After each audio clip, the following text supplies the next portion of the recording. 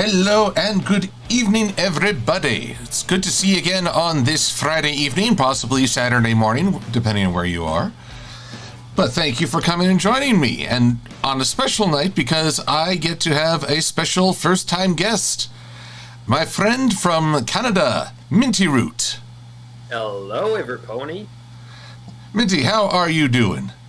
I'm doing great. If you ignore all the weather outside, which is cold, in a way that is hard to describe without just describing only pain. It's something that happens, and I just wanted to remind people to stay safe, stay inside as much as you can. Don't do anything dumb like I did in the last hour. So stay safe. It's according to the websites, it was minus 26 degrees Celsius. And for you Fahrenheit fans, that's close to negative 15 degrees. So either way, it is dang cold, but, well, nourishment needs to be procured.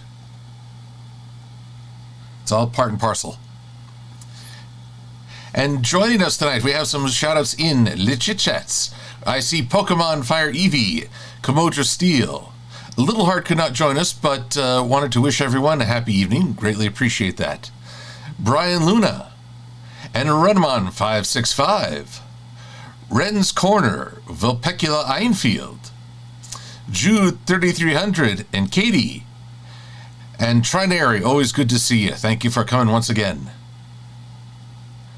I don't think I gave a shout out to Komodo Steel just yet. Oh, wait, I did. It was the second in the list. But hello again, Komodo. Lady Almathea, also known as Norma Ruiz Gallardo, is with us. I had such trouble, she was kind enough to spell that out phonetically for me for several months, I think. Spark Fox de Booper, Swordbreaker 12. We'll see if you can get to sword number 13. New Controller 01, who probably had to get a controller because Swordbreaker broke it. Gaiety. And let's see, Actual SBNC, Synchree, Enderpup, Cosmina Inspira, Yoshi Greenwater, and Piemaster 128, Master Gojidora, and Kriz, whom I'll get to chill and chat with tomorrow. Looking forward to that. And I see Ranch Hog, Ven Pie, I see Turmoil, but, well, unfortunately that's nothing new in this world. Sophie, also known as Princess Buttercup, Khalid Hussein, and Elizabeth Snowbell. And over on the Twitch, I see Blue Griffin, also Kriz and Cherry Fluff Belly, who recently got to celebrate their birthday. A belated happy birthday to you, Cherry Fluff. Oh, Blue Griffin starts us off with a question for you, Minty. What does the square root of -1 mean as your cutie mark? Oh, it's quite interesting. I got the idea back when I was studying engineering. The square root of -1 is considered an imaginary number. You cannot really describe it as an actual number. So the idea is that you describe it on a second plane that describes an imaginary number that you give usually the letter I in lowercase. In engineering, since I could be instead used for the intensity, the current in amps, they instead go with J. And the idea is that in electronic engineering, they use that for analog,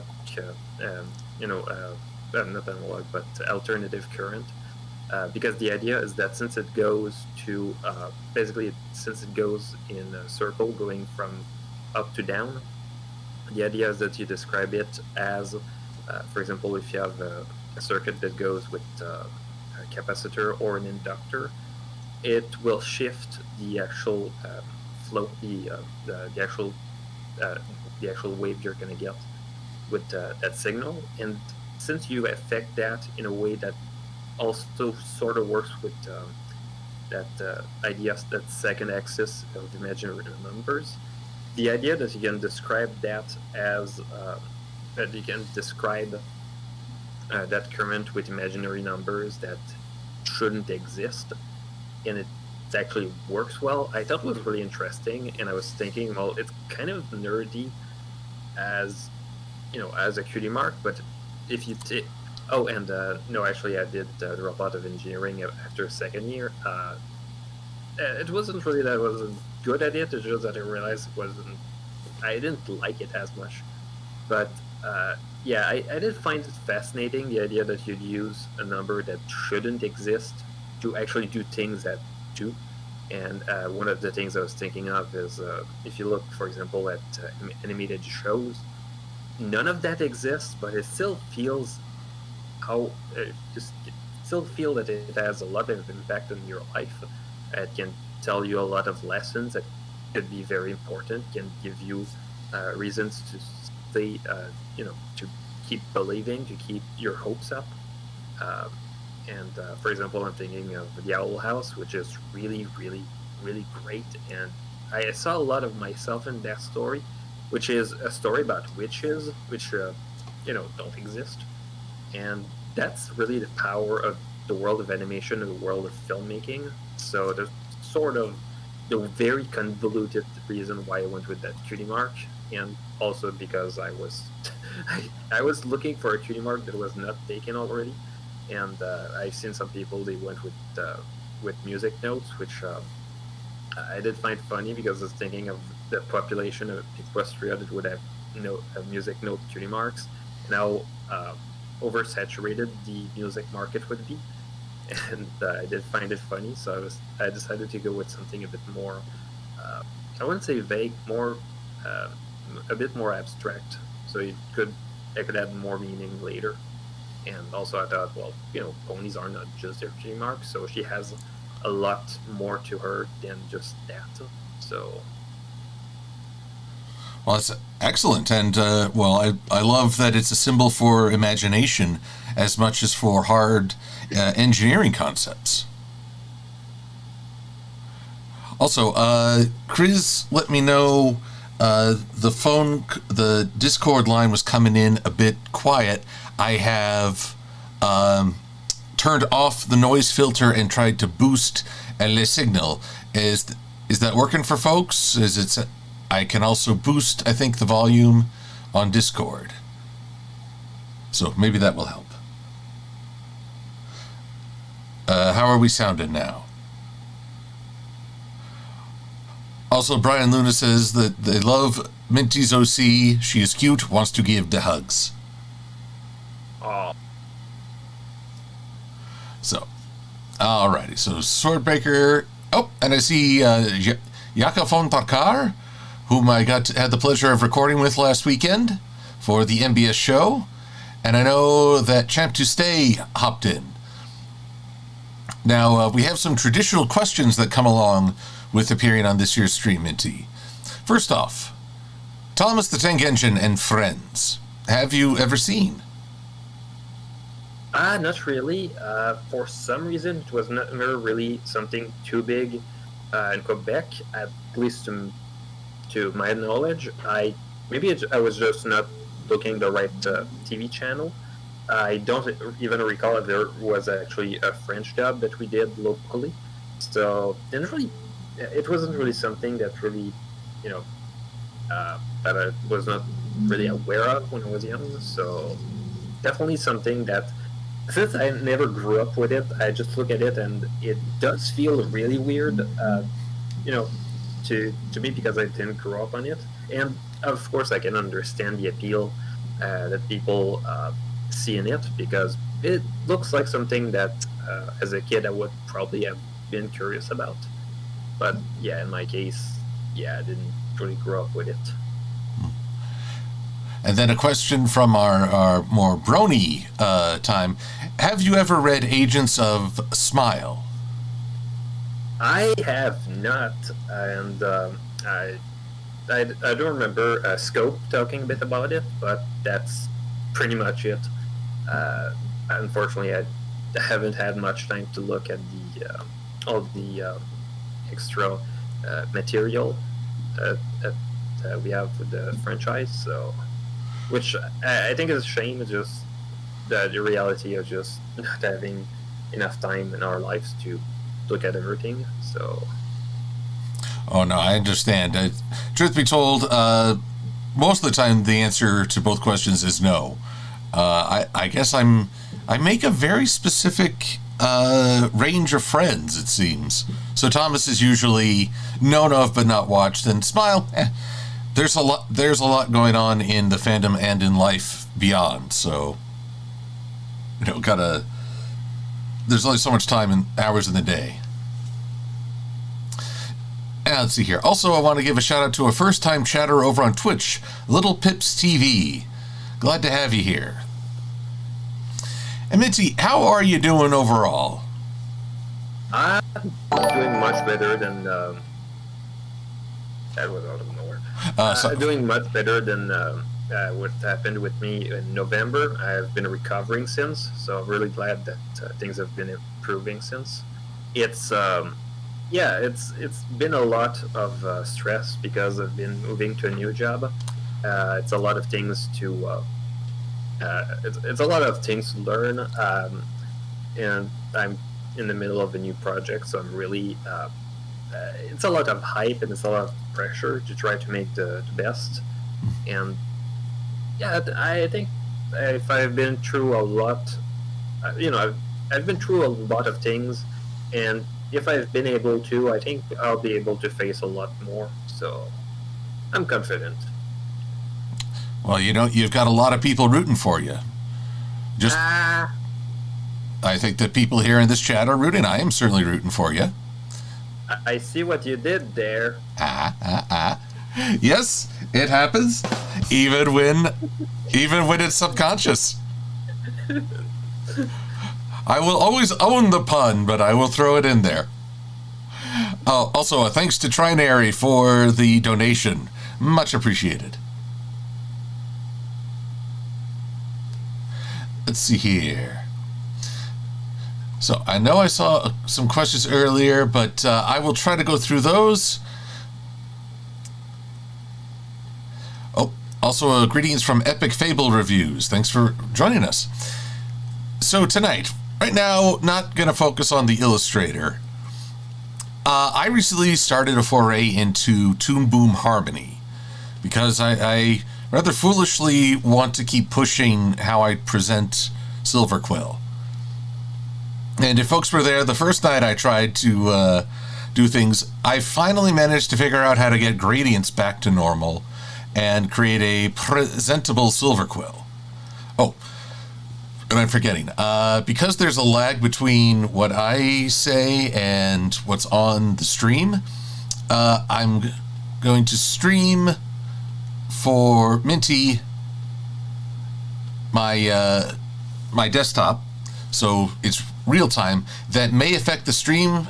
Everyone, please let me know if it's lagging or bugging out. We'll adapt.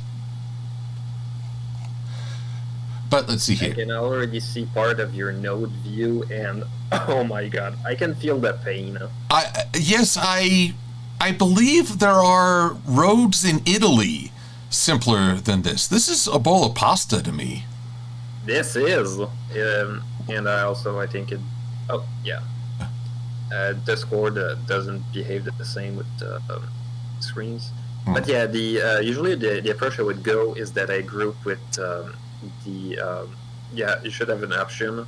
How's it called again? It should be called backdrop. Backdrop. Backdrop. Oh, backdrop. It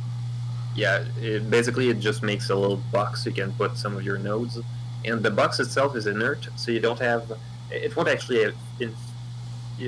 impact the nodes that you put in it. It's just a really good way to affect the presentation of them. So if you want to click on something, you just get you just look at the box, and that's it. And it's quite incredible what you can do when you have them, and you can even go and color them to some parts. In my case, for example, I'd have setups for some characters, and I just pick the color of the character so I'd be able to locate them. So, sorry. It's really cool as Usually you should have the, if you're going to insert, Insert. should have, I think it's at the bottom. Timing, shading, plugins? Nope.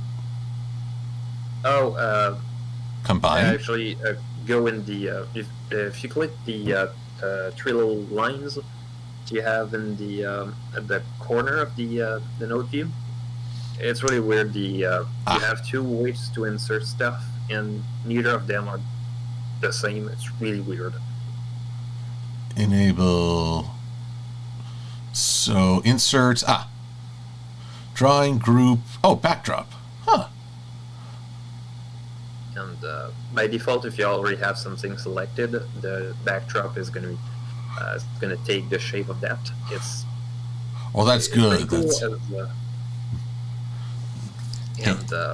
usually what I'd also do if I have composites is that I'd make separate composite nodes with some parts to just have an easier time. For example, if you realize that you have the beak that you need to change layer for one shot, and you don't want to take all the parts separately and have to reposition them, because you might realize too late that you put one part at the wrong place for one frame, it glitches out. So usually being able to get them together all at once is really helpful.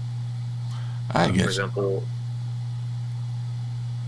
For example, if you had a scene where you have a character who goes into a very contorted position, or does something that involves another character, like for example, he grabs the other character and his leg needs to be placed in a separate layer, it might get really, really convoluted. So if you just have all the leg at once, just the fact that you generally grab the composite of that piece and just change it is going to be really helpful. Okay, let's see here. I tried a peg hierarchy as a starter, but I don't know if that's on the same level.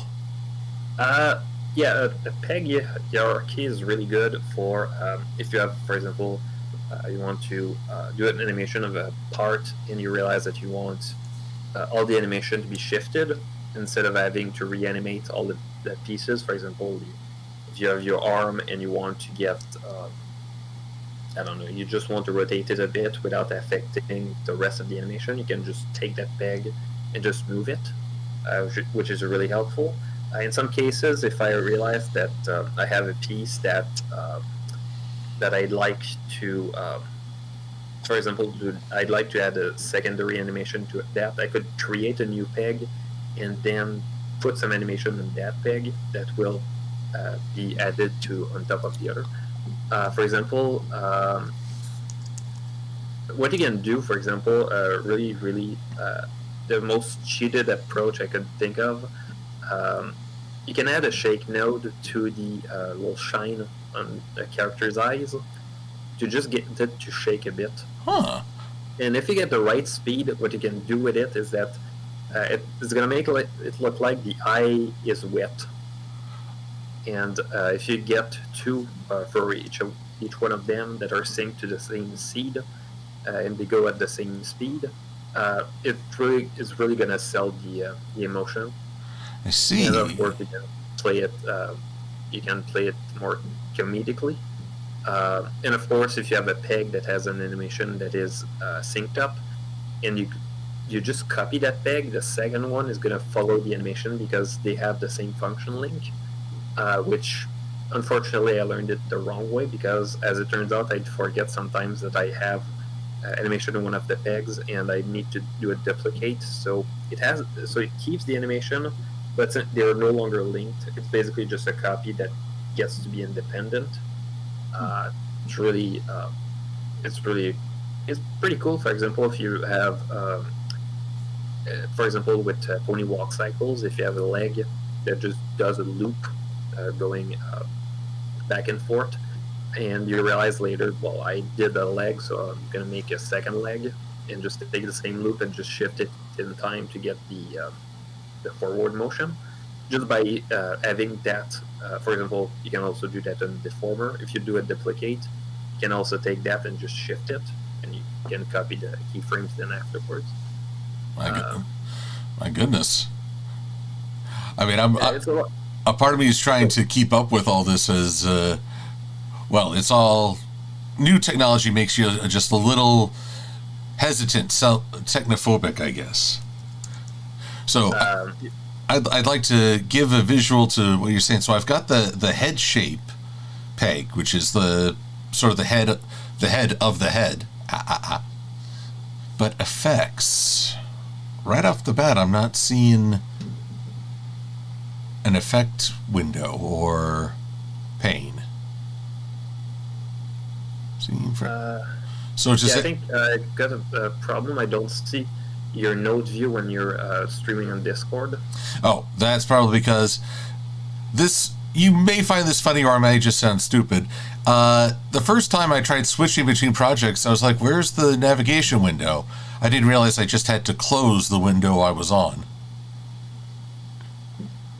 So here we go. I got the head node selected. Oh, or at least the backdrop, as you say. Yep.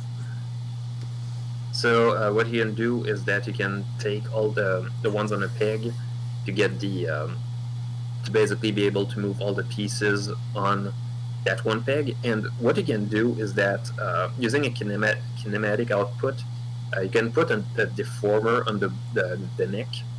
And the idea is that you put the head of the beginning of the deformer on the body itself, and then you put the part of the head as the end of the deformer.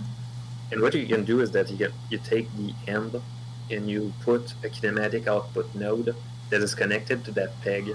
And what it's going to do is that once you move the part of the neck with the head will follow. Gotcha. So, okay, let's go. I'm going to go into my timeline real quick. And so we got this, let's say I'll go 5 frames out. Let's see here. Now remember, insert keyframe, but I need to insert a kinematic output. Here we go. Nope, that's key exposure. Kinematic output is a node in the node view. Oh, well. Yeah, although usually if you put a deformer first, you'll have an easier time. Let's see. I didn't put too many deformers on the head. I'm mostly focused on adding those to the arms. Let's see here. How is it shaped? If you select the head and you get the deformer. And let's see here. I think you can just select with the select tool and just click the view button.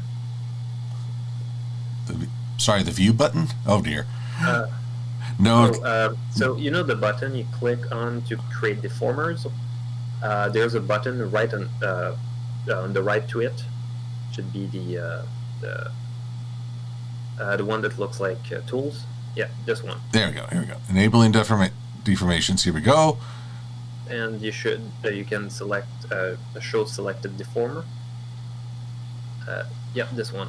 Yep, I haven't really added any, but let's say if I wanted to memory, I was watching tutorials on this, but it was 2 weeks ago. Or no, last week. Grab the select tool, not the one that you take to select pieces on the layer, but the other one, the one that's the third one from the last. Third from the last. Ah, this guy. Yep. So select the neck. Yep. All right. So click on the tool that you see that you see tools for. That was for deformers. Up here. Actually, select the other part of the neck first, the one that you already had. Okay. Okay. So select the deformer tool. Deformer tool. Let's see. That's the animations on. On the top, right to the left to it. This one, the rigging tool. Click. Okie dokie. Go in the tool properties on the right. All right. So select the bottom of the neck. And just hold the click. Oh, hold the click. Grab. Oh. Actually, Control Z for that. Yep. Sorry. Okay, so hold the button. Yep, just drag. Bit. Yep. Actually, go half that size. Right there? All right. Yep. Now click on the part of the neck that joins with the head. Right here? Drag down. Whoops. Okay, do I need to deselect or anything? Oh, well, you already did. Actually, don't even deselect. Just go a bit up, not too much. Don't touch those things. Okay. Just go and drag a bit down to get the half that size. Right so? Yep. Just a bit more. Okay. Actually, the other way I meant. To the right? Down. Down. Okay, here we go. Yeah, basically you want the line to be and give it a bit more length. Down here? Yeah. All right. All right, let go of the button. Yep. So go and take the select tool. Okay, Dick.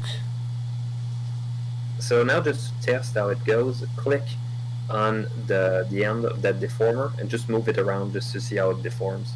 The other one. Oh, the other one. So at the top here? Yeah.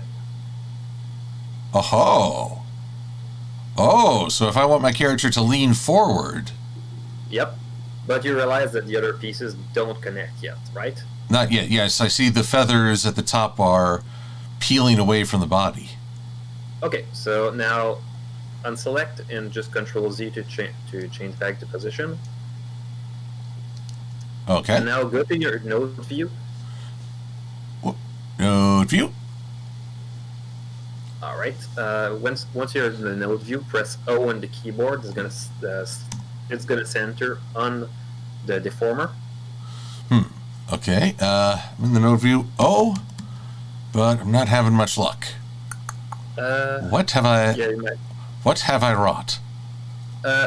Click again just on the deformer just to select it, and then press O. I think it's gonna get easier.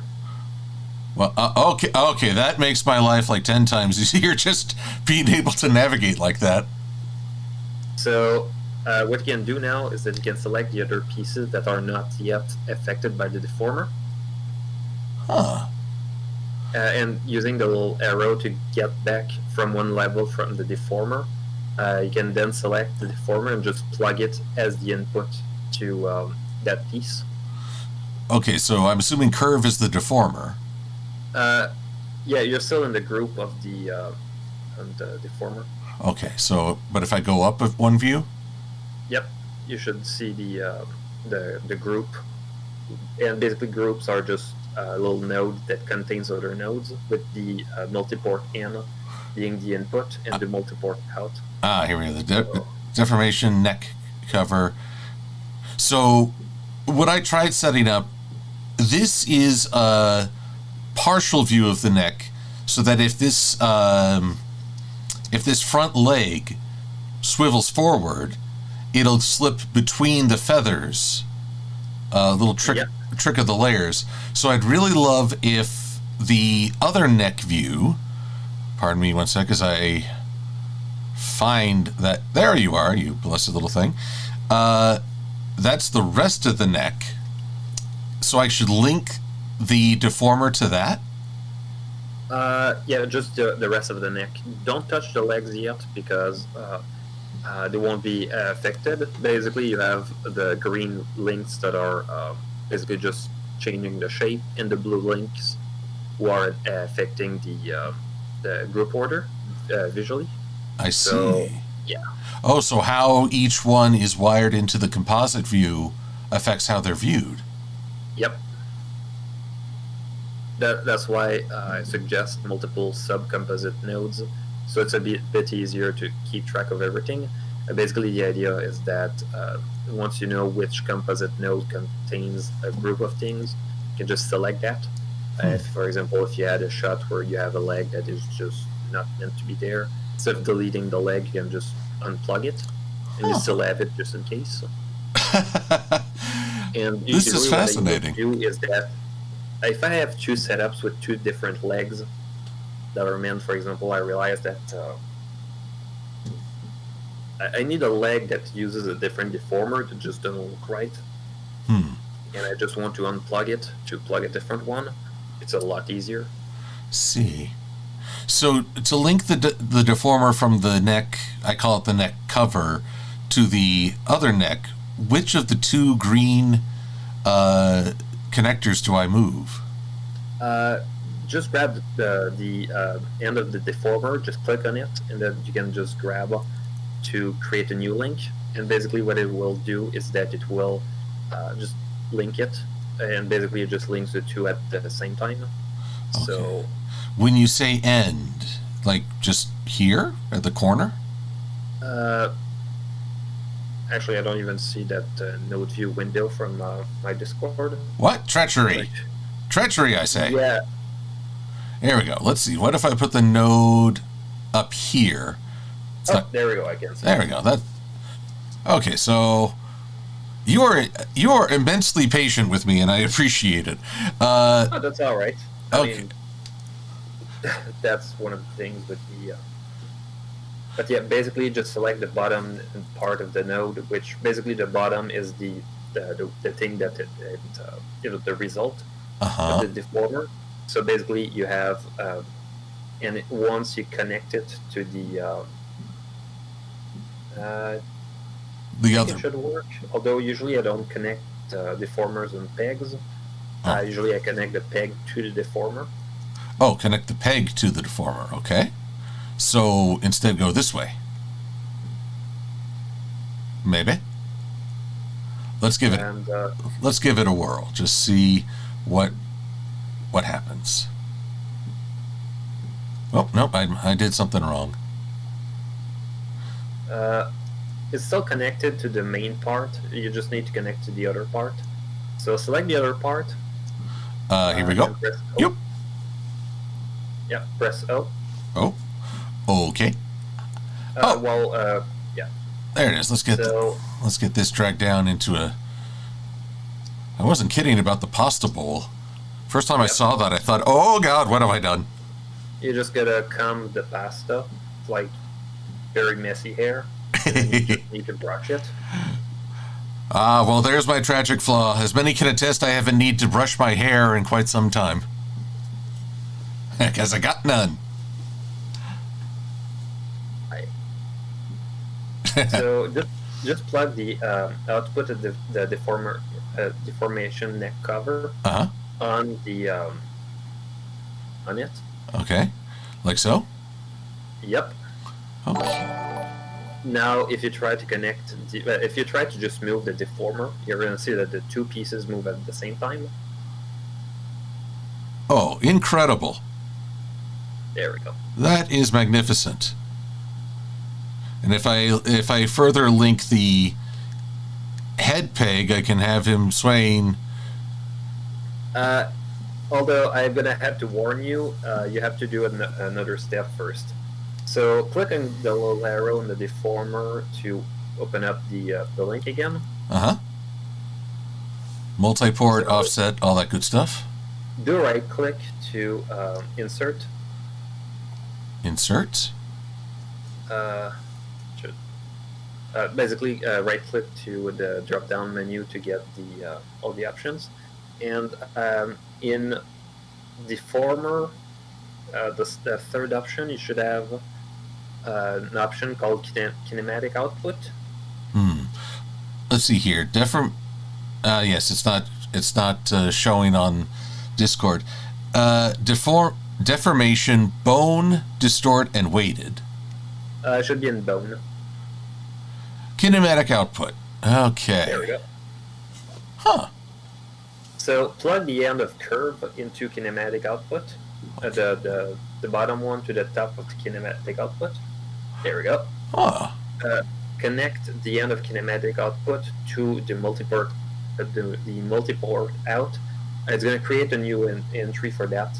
That's the multiport end. Oh, I need the outs. Down we go. Come on. Dang, they really put it down there. Yep. I love technology. There we go.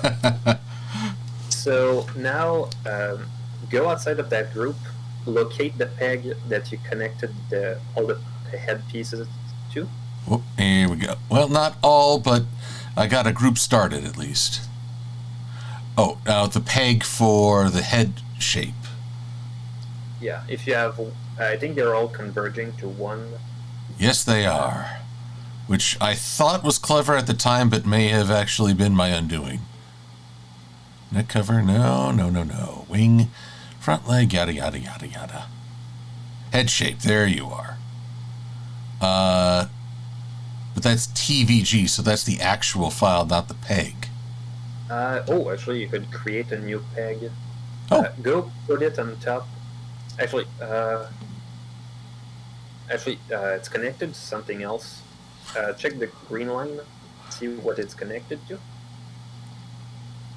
For all you following on Twitter, on Twitch and YouTube, one, I salute you for sticking with me. I know that this can feel overwhelming. Not the least of which is because following this follow the green is somewhat lost in translation here. We're going to have to dig. I'm going to have to dig. I am going to have to be... Well, let's dig. Tell you what, while I dig through and get things a little sorted, let me just see if there's a question from the audience.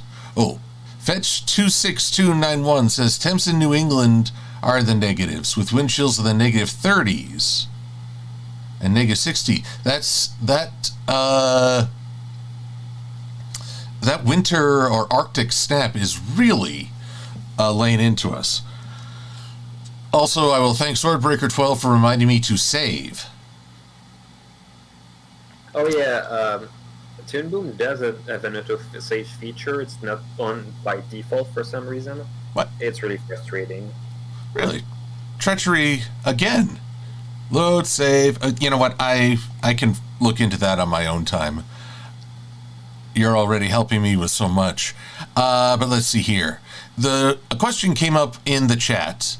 What kind of car do you drive? I got a Nissan Versa.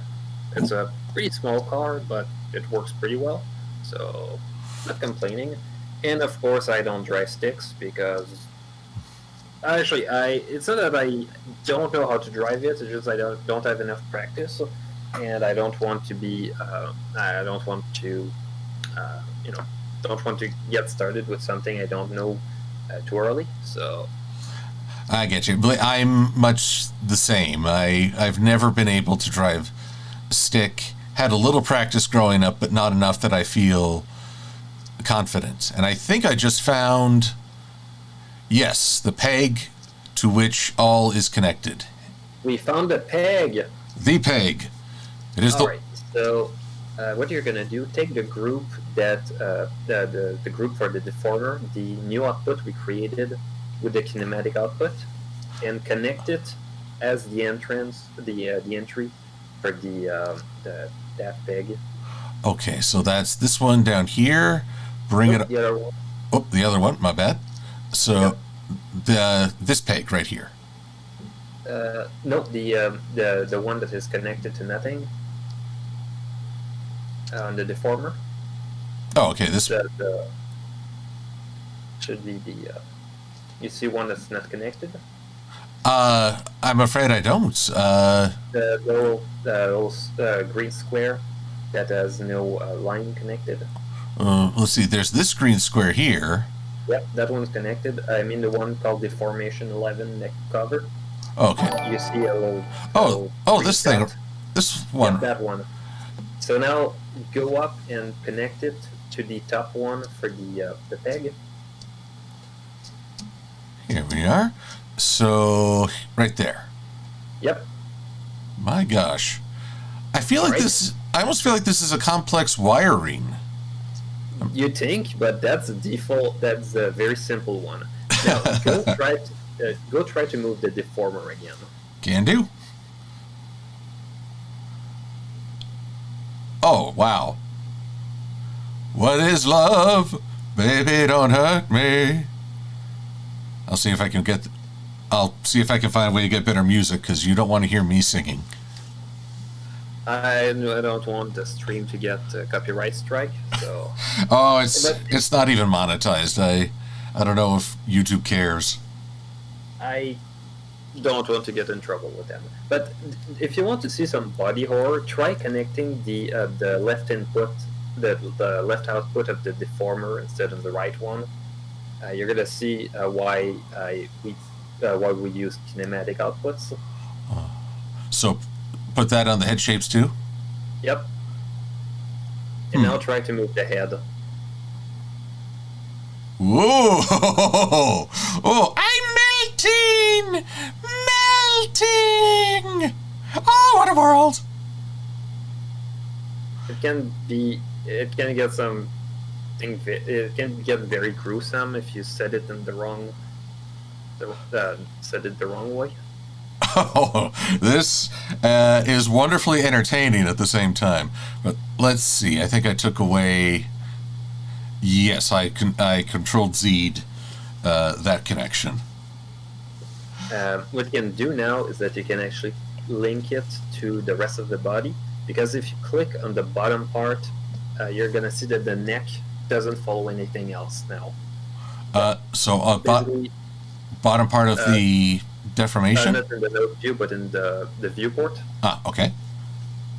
So you have the top part of the deformer, and you have the bottom part. Mm-hmm. And if you click on that part, you're going to see that you're going to be able to move the neck and the head. Click on the center of that one. On the center here? The one that looks like I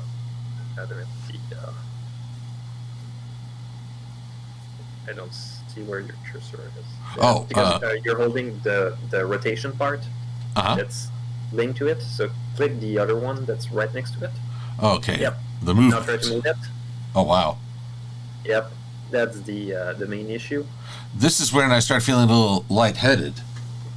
Yep.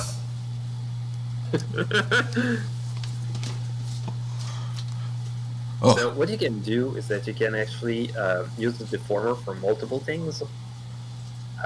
So if you click on it and you click on the rigging tool to create a new deformer, you can actually create a second deformer that actually follows the rest of the body. My gosh. So let's see here. I need to get back to tool properties. What hath happened to my tool properties? There you are. But now my node view, trying to get everything in its place is a bit daunting. Yeah, don't worry. You can use. You don't need both at once. Click on the rigging tool at the middle on the top. Okay. Here we go. Yeah. This guy. That one's for viewing. Click on the gray one. Ah, yes. Yep. How quickly I forget. Click on the flank and try to move right.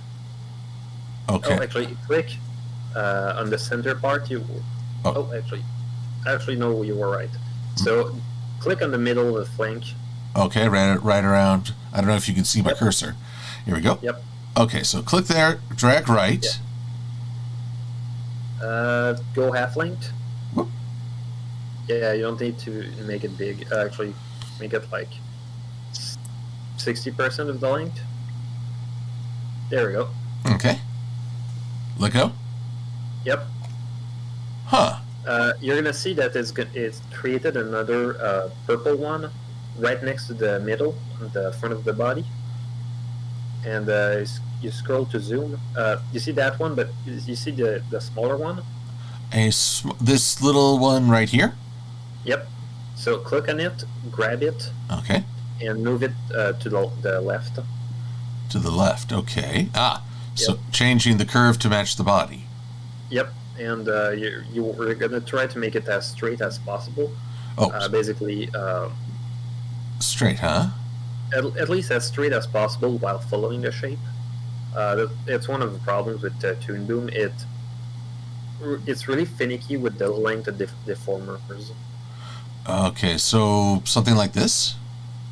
Uh, uh, Make it straight in a way that it trying to find the right words. Oh, I think I Yeah, understand. basically that, and try not to make it too long, because if it gets too long, you're gonna get a really weird cut. Huh. Let's try it that way. Okay. All right. So now click on the select tool again. Grab the end and go in the node view. Node view. Okay. Right. Let's give this some space here. So go inside the deformation group. Let's see here. That's still on the neck. Okay. Oh. Yep. Oh. Come on. Work with me. The little arrow. Ah. There we go. So now, if you unzoom, you're gonna see that they created a composite node. Not a composite, but a deformation composite. Here we go. This guy. So basically, what you're gonna try to do, try to spread the nodes a bit, because now you have two nodes that are just connected, one to the next to the other. Okay. Yeah. Whoops. That is not. There we go. So, all right. So you have two groups, and if you look at this one, actually, what you can do is that now you can get rid of the deformation composite node. This one? Yep. Just delete it. So now the curve. So it's connected to that. Take the curve one and do the same thing we did earlier with the kinematic output. Okay, so take the top of the kinematic and attach it to the bottom one. Okay. Basically, grab it, create a new. Not with the kinematic. No. Actually, not that way at all. Remember the multi-port out that we had to get the. Yes, down here. When you created, yeah, basically do that, but with curve one. Okay, so just drag this down to the multi-output. Yep. Alrighty. Whoop.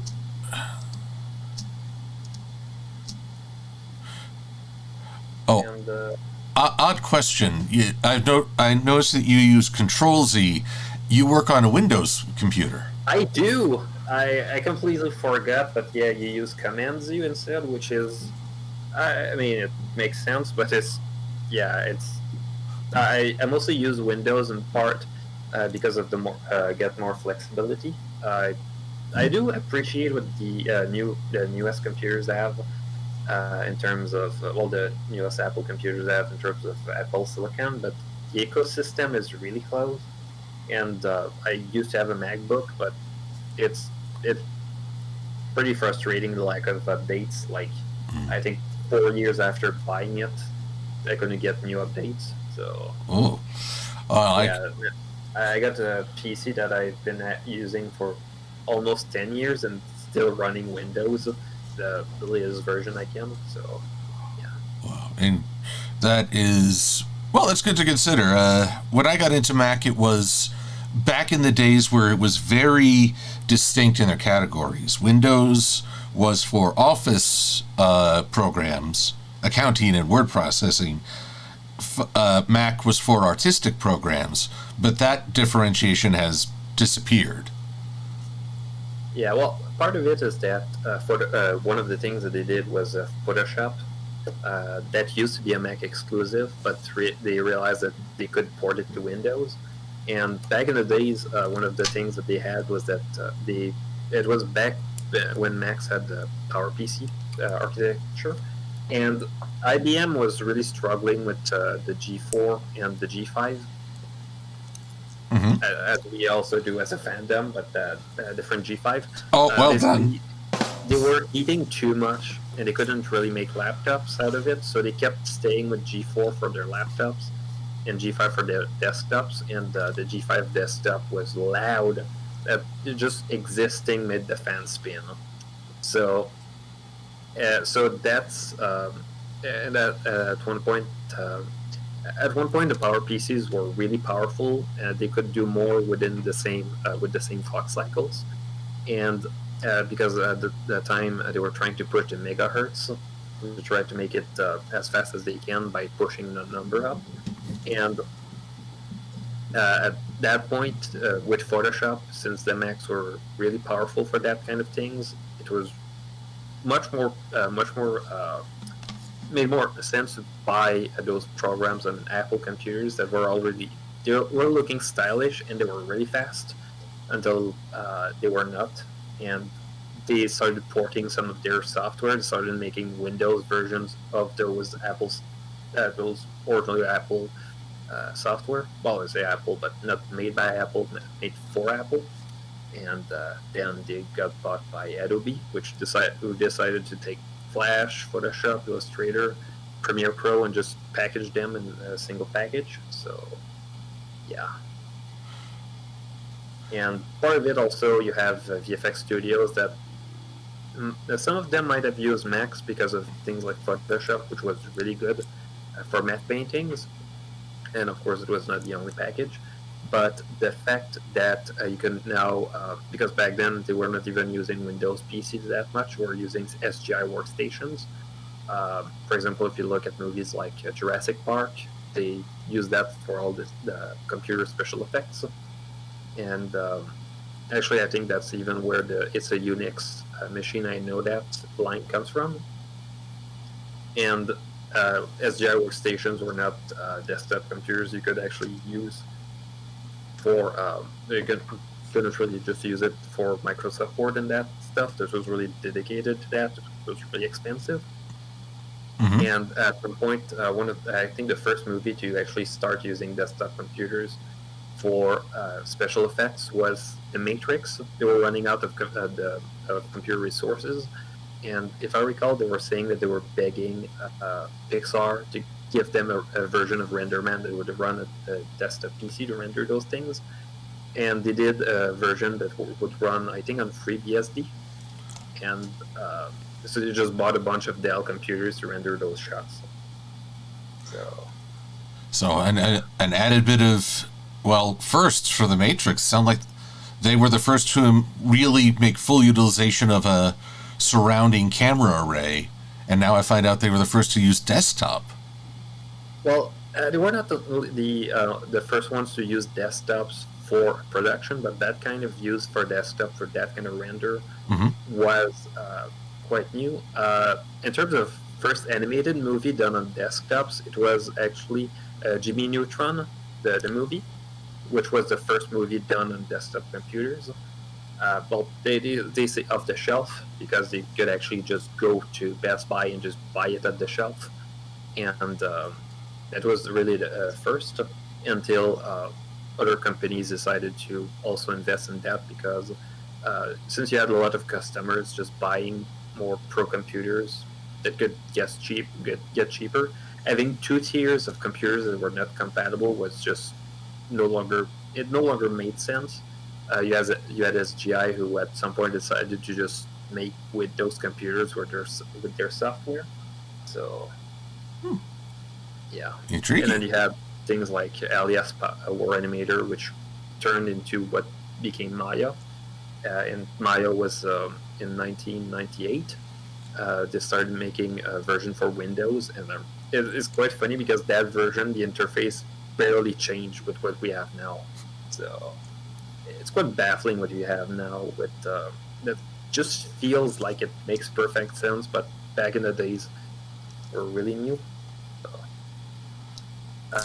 All right, so select the other part of the front of the body that we didn't select yet. Oh, okay. Here we go. Because you selected the neck. Right here. Now you get go with the middle of the body. I mean. Oh, here we go.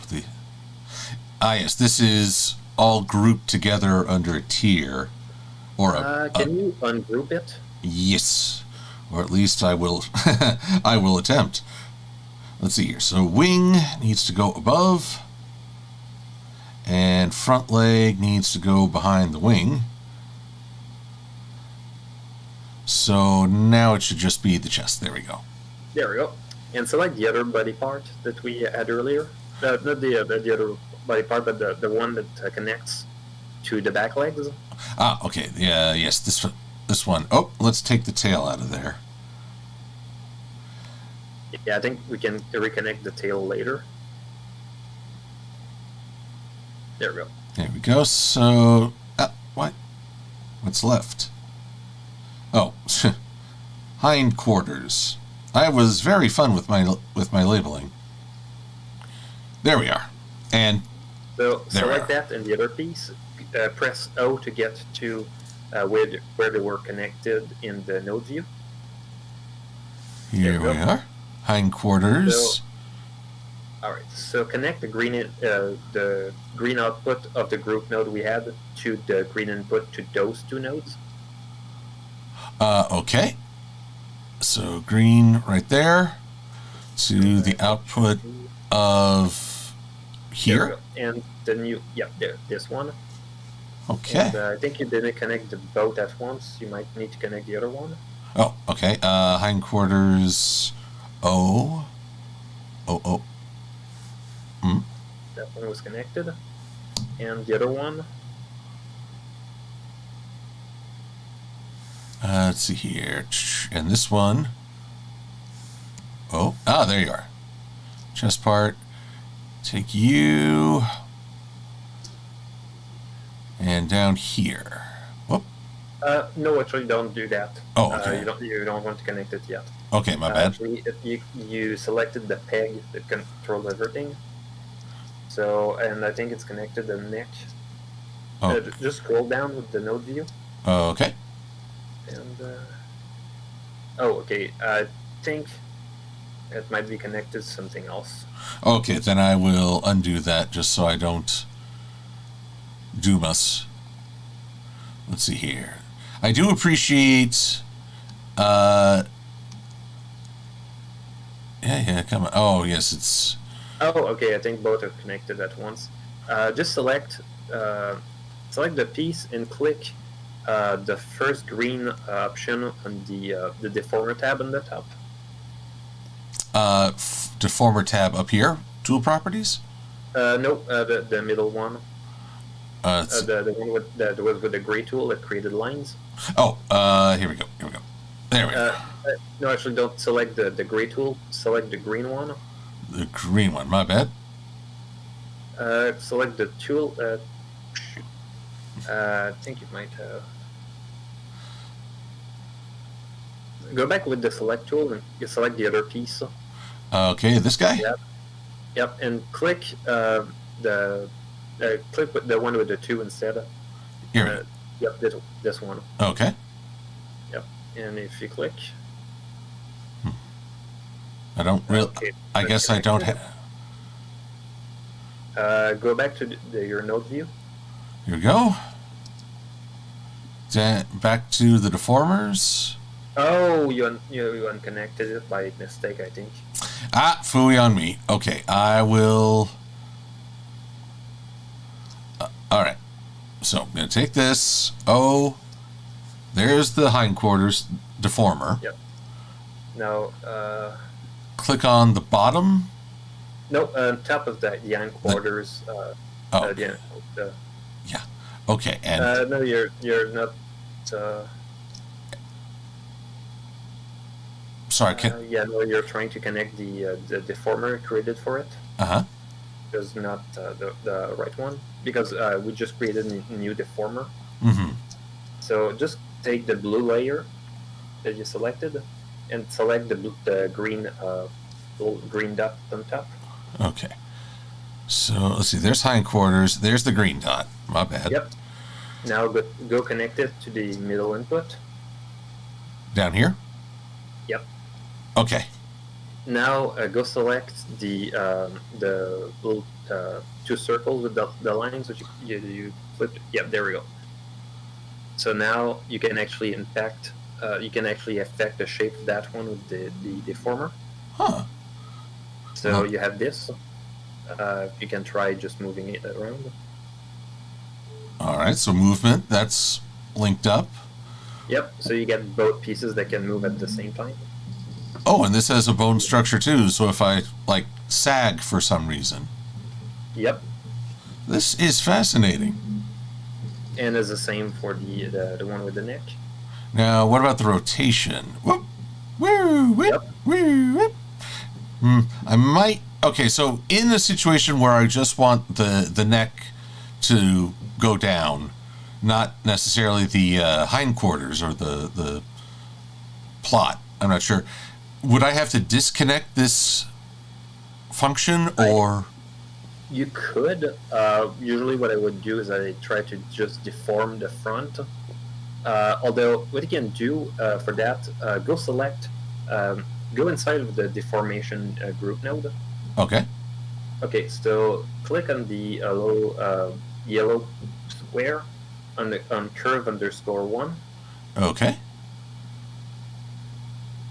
Region of influence? You should have something that says, it's not called the region of influence. Let's wait until it refreshes. Should be apply parent transform on the first parameter option. Let's see here. Resting parameters, resting offset. I'm sorry, you wanted... In the parameter tab at the bottom, you should have something that says apply parent transform. Yes, it's currently checked. Uncheck it. Huh. It might actually, yeah, it's gonna move the place that you already had. So just go with the with the deform tool that you had to create, the rigging tool to create new deformers. And what you can do now is that you can use that to move back the deformer where it was. Okay, so just take this and move it right back here and straighten it out. Yep, and you might want to change the other part as well. Yeah. Now this I at least understand, because this is like the curve tool in Illustrator. Sort of, but a bit more janky. So go back to the transformation tool that we had on the left. Okay, here on the left. Here we go. Yep. Okay. Now try to move the neck just on its own.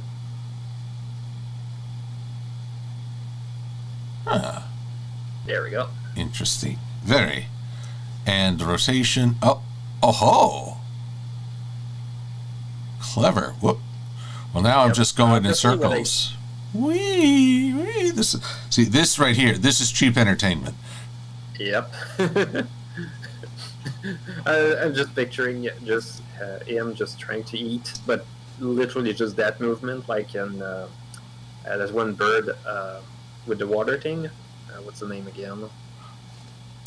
Oh, the that sippy bird toy? Yep, that one. I'm just picturing that. Oh yeah, here we go. Just take it. And for deformers, on the top bar, you should see one with red and a green dot on it.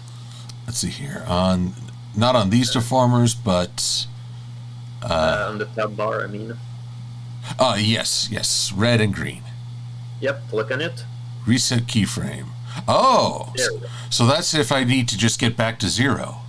Yep, if you screwed up, you can click that button. It should work 100% of the time. Oh, I will have heavy use of that button, because I can screw up like nobody's business. Yes. So remember what we did with the kinematic output for the curve? Over here? Just copy-paste that kinematic output. Still in this group? Yep. Okay. Plug the output of the curve, the other one, the curve_1. Oh, curve. Yep. In For here? the output in the input of kinematic output, and take kinematic output, the output of that, and plug it into a new output of the multiport out. Gotcha. There we go. What you're going to be able to do now is that you're going to be able to link with the back legs. Egads. So if you want to do some funny movements that are going to impact the back legs, you're going to be able to link it up. Oh, wow. I shouldn't have had all those extra poutines. Ugh. Yeah. It is perhaps a tragedy. I have only tried poutine in Milwaukee. I've never had a genuine Canadian poutine.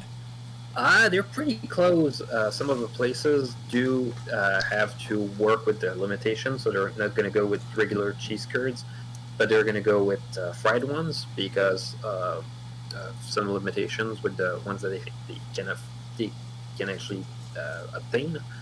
And it still tastes good, but you can tell it's different. So let's pause for a minute because I want to make sure people in the chat know they're being heard. Over on Twitch, we have Thalie Lemuse, who just followed this evening. Greatly appreciate it, along with Irer. That's Ireir.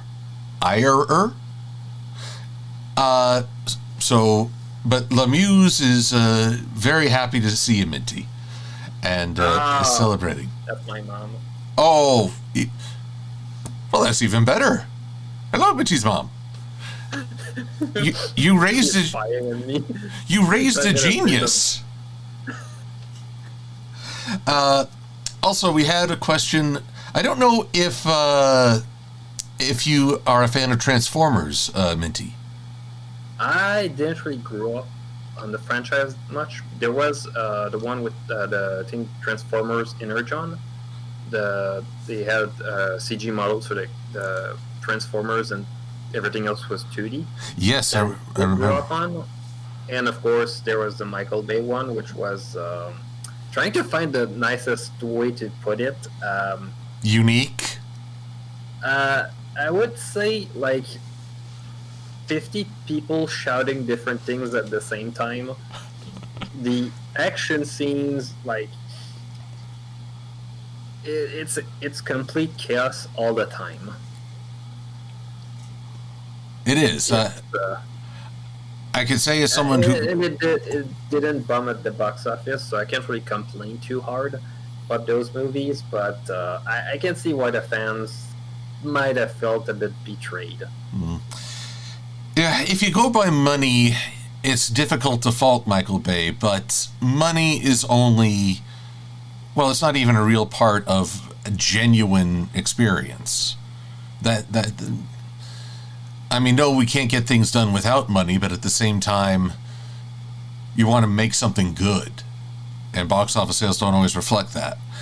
But with Transformers, the question was if you had a favorite toy or character that had an interesting transformation. Oh. I don't actually recall ever owning an actual official toy.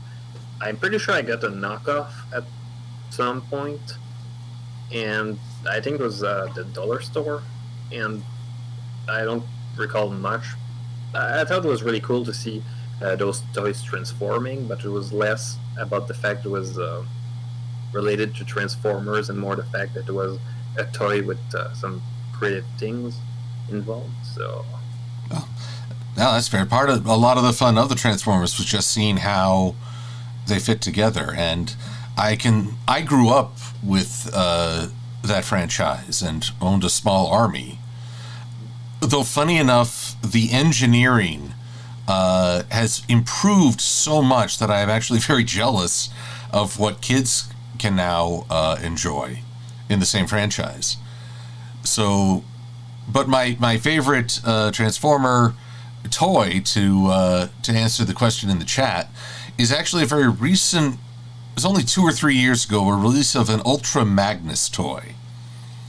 For those who, if you're not a Transformers fan, basically they took Optimus Prime's toy, the leader, painted it all white, and had him merge with the trailer to form this new character design. But the cartoon never presented it that way. Ultra Magnus was always his own bot. So this recent toy actually is the only one that seamlessly merges the cab of a trailer with the trailer body to form the robot. And I so appreciate that because it felt like it was true to the character. They finally realized that it was meant to be a truck that, that merged. It didn't just peg in. It truly merged. Actually, I also tweeted yesterday there was some debate about the coloring of a character, and it's taken 30 years for the toy and the cartoon to actually agree. Only 30 years. Anyway, so, all right, so we have forged a new kinematic output, linked it to the multi-port output. Yep. And that will, but as yet the leg itself I don't believe is linked to this. Not yet. Not yet. But I await your instruction. I'll let you try yourself. Okay, we're going to try myself because that, like a Michael Bay movie, it will be a unique experience. It will. It will. Okay, but at least I can find the blessed thing now. Yep. Oh, and blessings on that. You can plug kinematic outputs to pegs.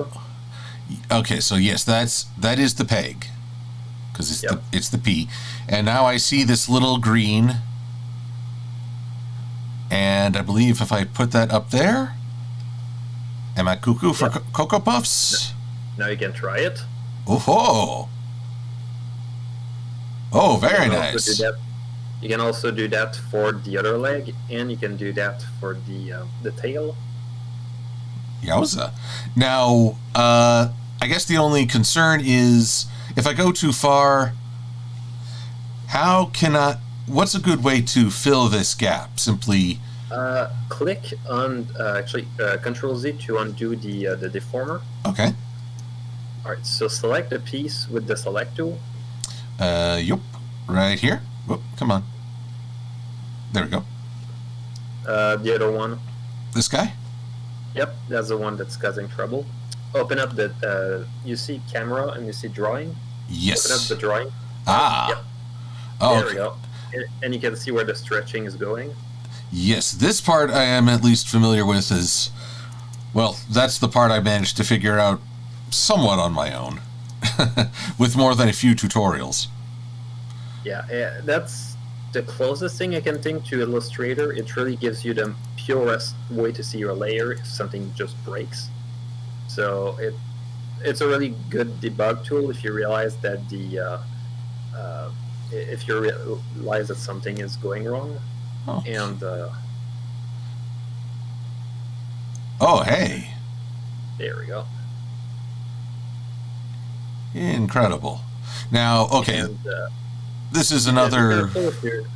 Be careful with that part. It not only affects the angle, but it also will affect the pinch. So if you pull it a bit too close to the middle, it's going to pinch your layer. So you might want to make it a bit more.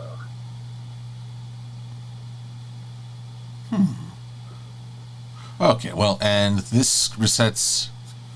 Oh, wait. Yep. I guess one concern. Let's see here.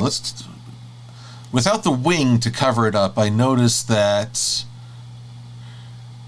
this is on me because this part is part of the leg, and this part of the hindquarters.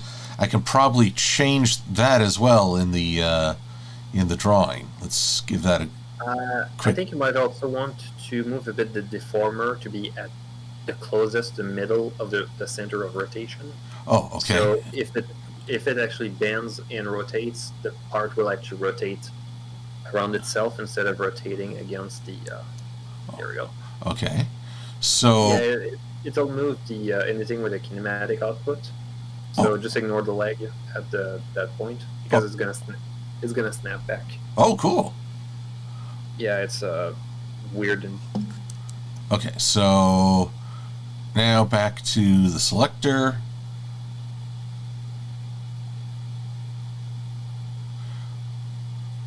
You might want to put it a bit above. A bit above. Okie dokie. Yep, you're right there.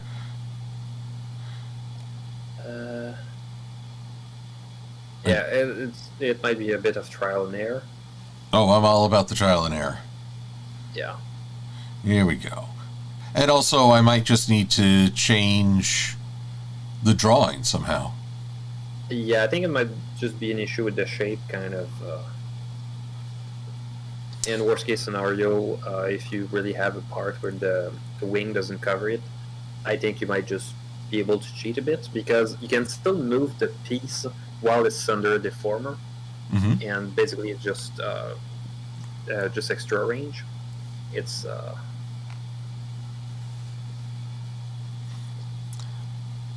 All right. Oh, but this is truly fascinating, and Yeah. a testament. And I think of this. Did you use Harmony when you worked on Good Morning Baltimore? No, actually, Good Morning Baltimore back in 2015.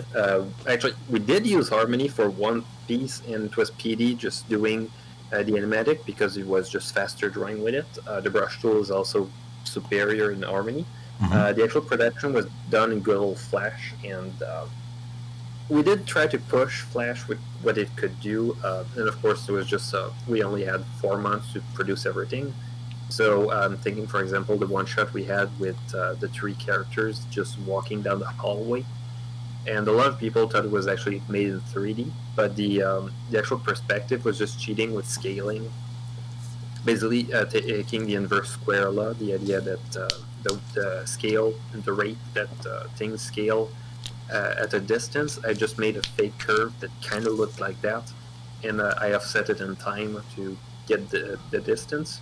So, and basically with the fact that the speed would change it wouldn't change linearly, it would create a fake feel of depth with all those layers, and it was really cool because we could pull that in about an hour or so instead of having to model everything, and a bunch of people were fooled. So I was in the audience and I was very fooled. It was exceptional.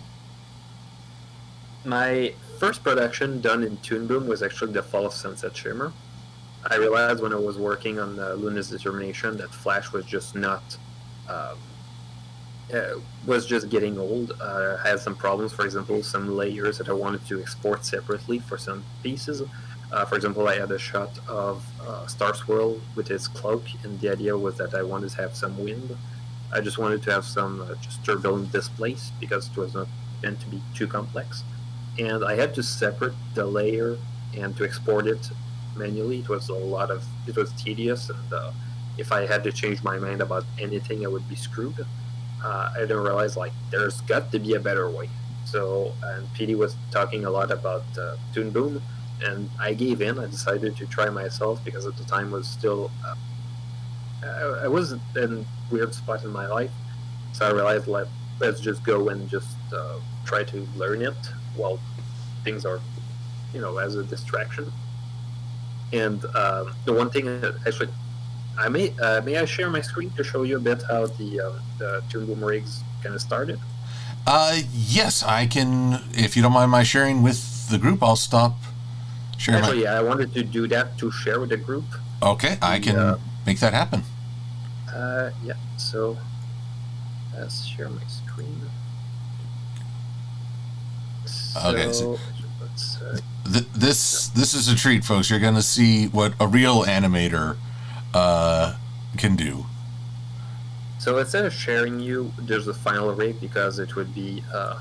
I'm gonna show you how everything started. Gonna go with. I hope it's actually gonna open because it's a really. So. Yes.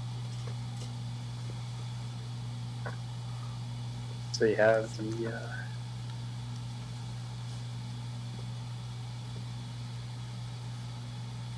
There we go. So you have the. Actually, I think I can go even lower.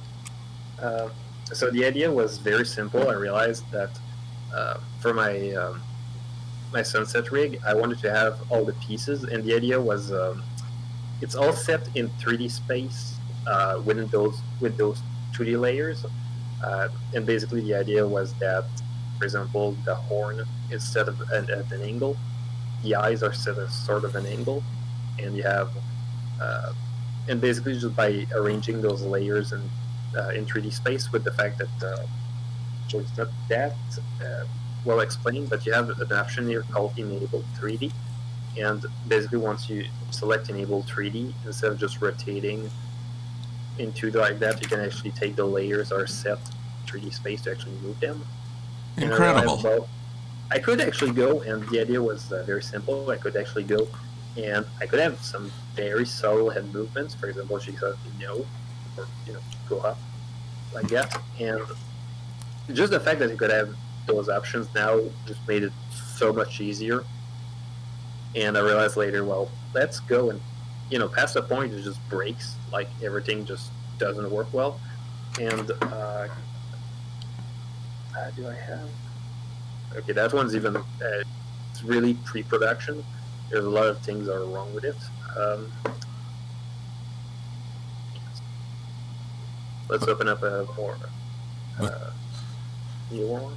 But that there, an incredible 3D effect using 2D planes. Or not planes, I would say, but... Well, hey, I'm not sure I know what I'm talking about, but I know something amazing when I see it. They're actually 2D planes set in just rotated, because unlike Flash, the idea is that all the layers are rendered in OpenGL, at least for the preview window. So just the idea that you have the that you can just rotate them while still keeping the vector quality. It doesn't behave like in the 3D engine where it would be, for example, just textures. It really behaves like just really, really high res curves. And one of the things I realized at one point is that if you have, for example, an angle that just breaks things, the original approach was to just take the offending eye, just unplugging it, and then I could just go and take the eye, move it around. And the mount is not the right one, so I could just go and here you have the dynamic mount for the front one, so you can plug this, unplug this. Dynamic mount. And of course, you have the mount animation. The mount itself is actually sort of open, set on deformers, because I realized at some point I wanted to have more, instead of just going with the determined shapes and just shifting between them, I realized I want to actually move those mounts. Oh, that is fantastic. That'll segue into another part of the project in a moment, but just seeing that, you're making me want to try this. I know it's way above where I am, but well, that's one of those sweet things. temptation. They look really scary when you look at them, all the complexity, but everything complex like that is just an arrangement of simpler things set together. For example, the deformer on the eye is just like I showed you earlier. You just take those deformers and you just move them. And what I can do now is that I take those layers. They're all connected to... so you have this piece for the eyelash and you have this piece for the eyebrow. And the eyebrow is not actually shown. It's actually a piece basically set like that. And it's connected to a cutter. A cutter is basically just a mask. And you can use a mask to get to just cut the piece of the eye. That way you don't have to worry about the piece that's layered above if the piece doesn't layer properly. For example, in the show, because of the limited use of masks and the fact you can link layers properly, they didn't really use it. So just the fact that I can go with those masks now is really helpful. If I want, for example, to have more detailed expression, I don't have to worry about creating another piece that I have to sync up. Really just all connected. So, and of course I can go and put deformers with the hair. It was really helpful for some of the scenes on top of the tower, just to get some wind.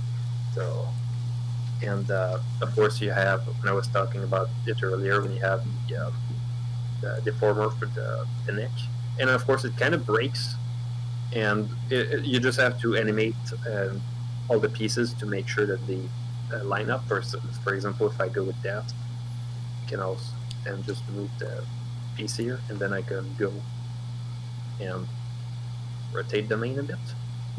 So it's a little bit clunky, but I have a lot more freedom than what I had to do with Flash to create new pieces. So, and of course, I basically have two body sets like that. I have,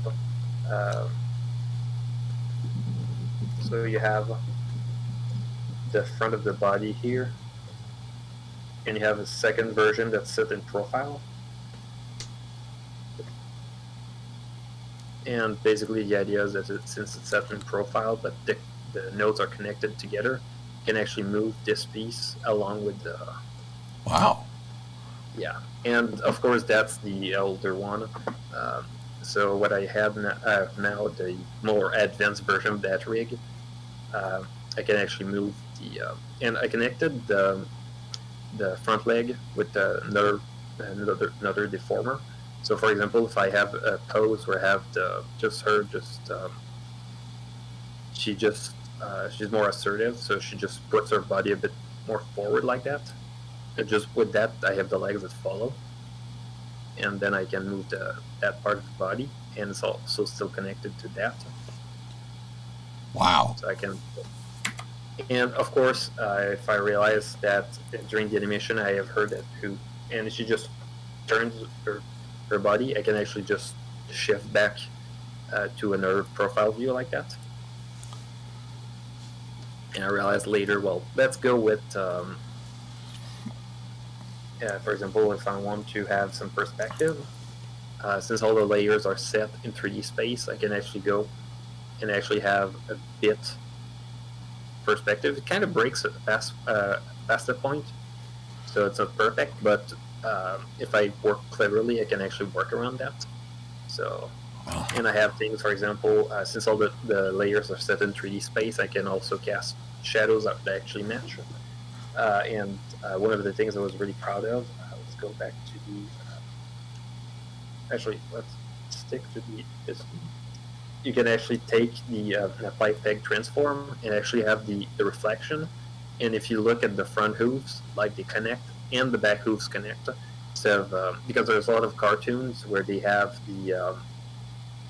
where they're just going to try to have a shiny floor, and they're just going to mirror things, and you're going to see that some of the legs just don't connect because they're just taking a 2D layer and just flipping it. Mm-hmm.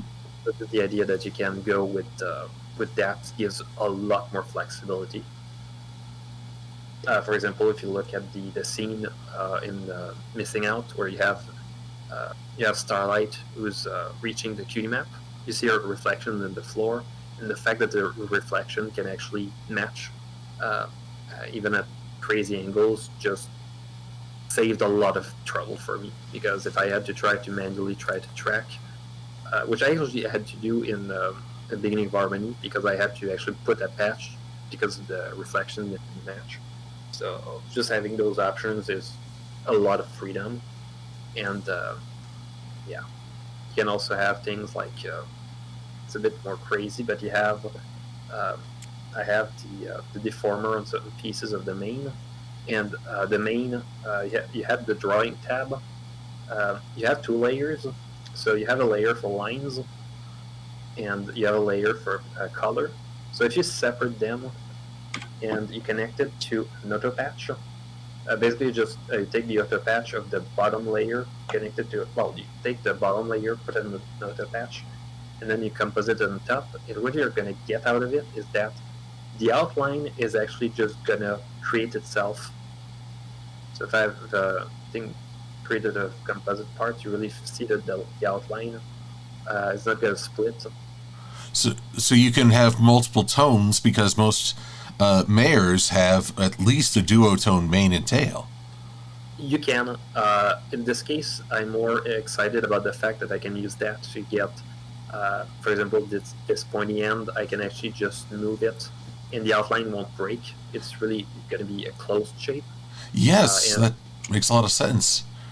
Yeah, and it's not that useful for two-tone mains, because the second tone is a separate color.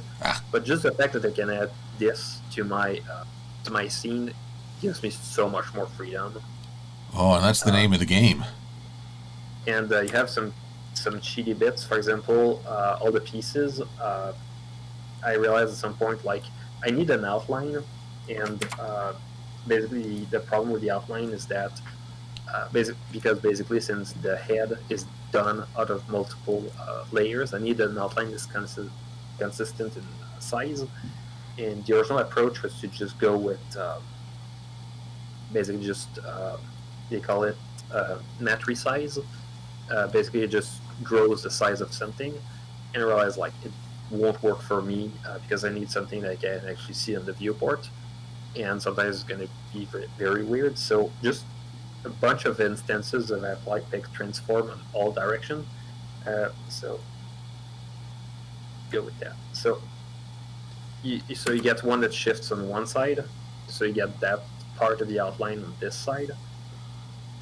You have on the other side, top, bottom, front, back, and just by shifting the outline 6 times and putting basically just putting a separate color for all of them, that is basically just a drawing layer with just the outline color for everything. Wow. You basically just get an outline that follows the shape. So you have, for example, and the outline just doesn't break. And you have crazy things, for example, the so basically I realized at some point I was searching for a way to get just a muzzle that follows perspective. Originally the way that I did that with my sunset rig,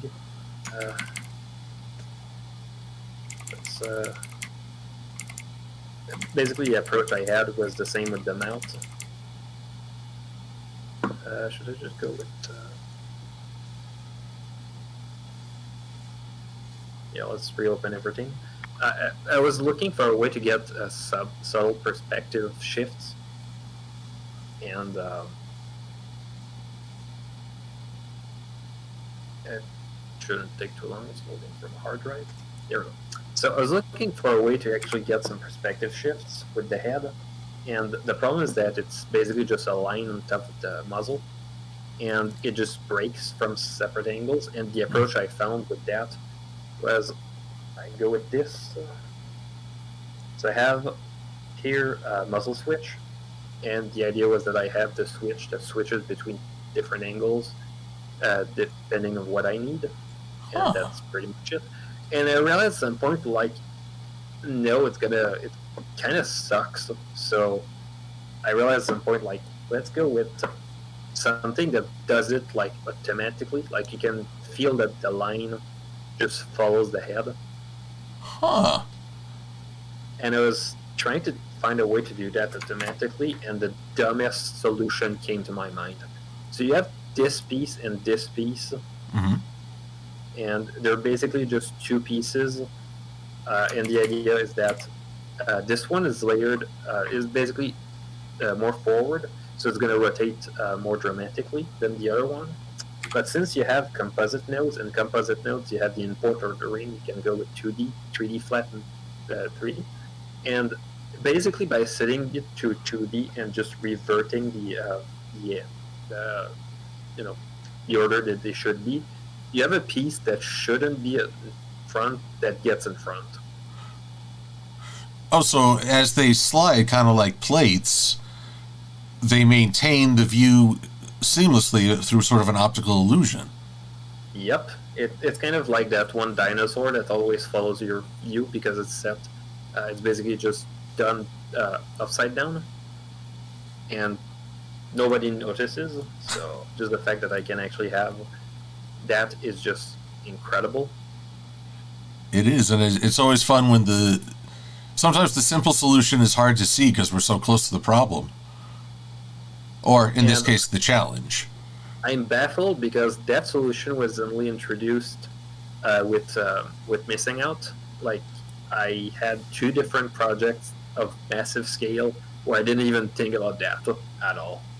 So, I don't know how I can survive just realizing that after that long. So, Well, excellent. See, I want to give some shout-outs in the chat once again for, please correct me if I'm mispronouncing this, Thalie Lemuse. When I said she'd raised a genius, the response is, I know. And there's no doubt, Swordbreaker, you're kind to tell me to save, but really I haven't done anything. This is Minty's work, which is set to autosave, very wise. And I've never understood why Adobe never introduced that feature with Illustrator and Photoshop. But they should. I wish they could. My only guess is that one of the things with Adobe is that the packages that they have, they come from different companies, so they have to maintain very different products with different code bases that they have to make look like they're from the same product base, which is kind of... And once you notice that there are different products trying to pretend to be the same products, you realize all the little details that just don't match. For example, if you go in Premiere, you have a slider to go from dark to light, and you don't have that in any other software. You have some incompatibilities. For example, if you're going to take an After Effects composition in the Premiere, it's going to break. Photoshop also, if you open them in After Effects, it's just going to try to open it. And it's really kind of a mess.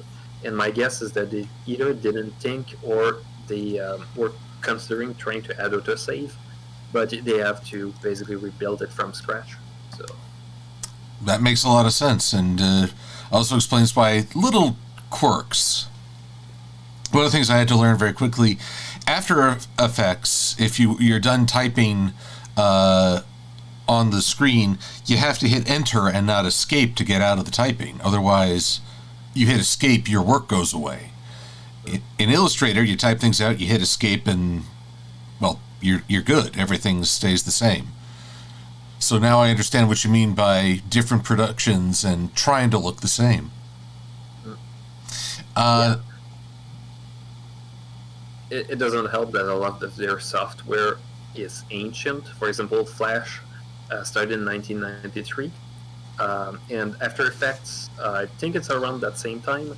The corner pin, I was actually talking to someone who was working for Adobe, and I was looking at the copyright for the corner pin, and I realized it runs like garbage in part because it was, I think it's still old code that was not meant for GPU acceleration or even just multi-core processing.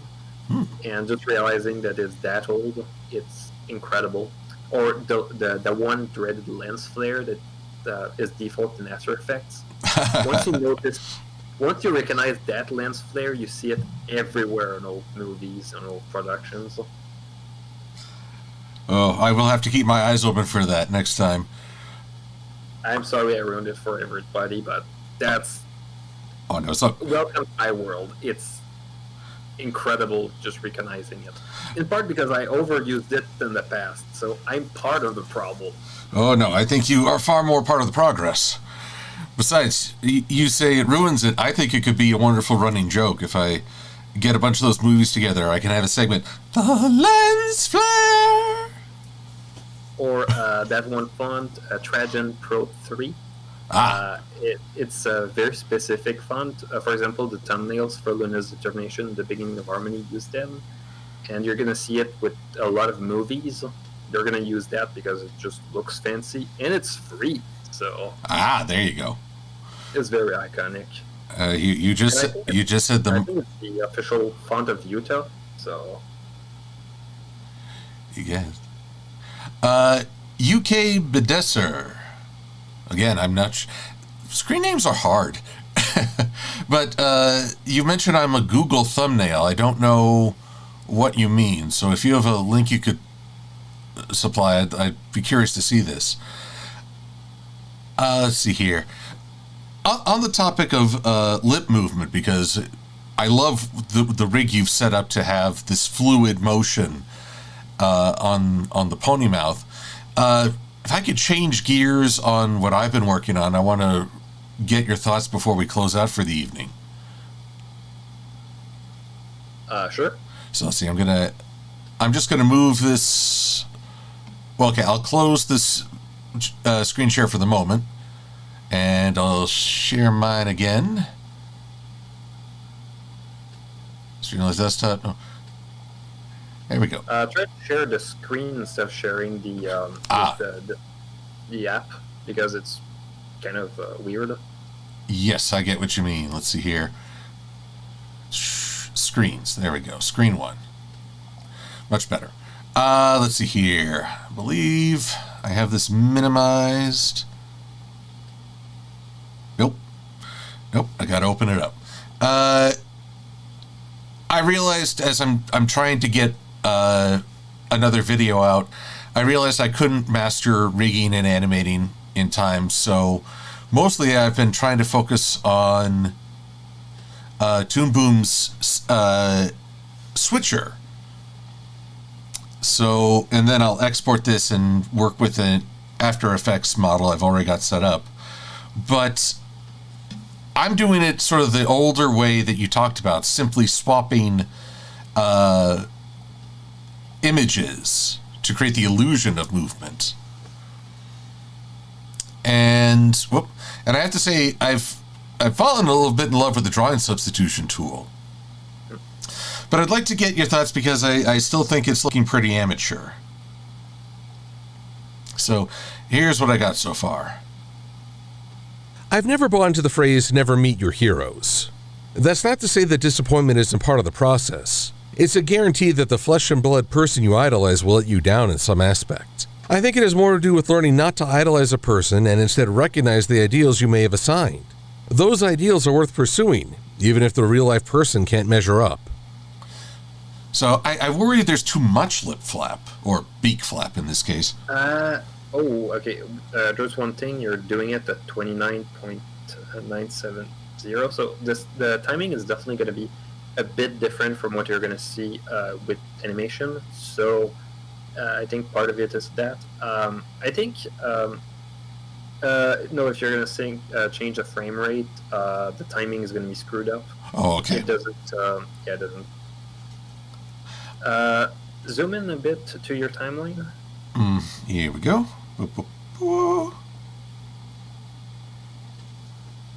Yeah, one of the things that I didn't realize was a problem is trying to swap mounts every frame instead of swapping every 2 frames.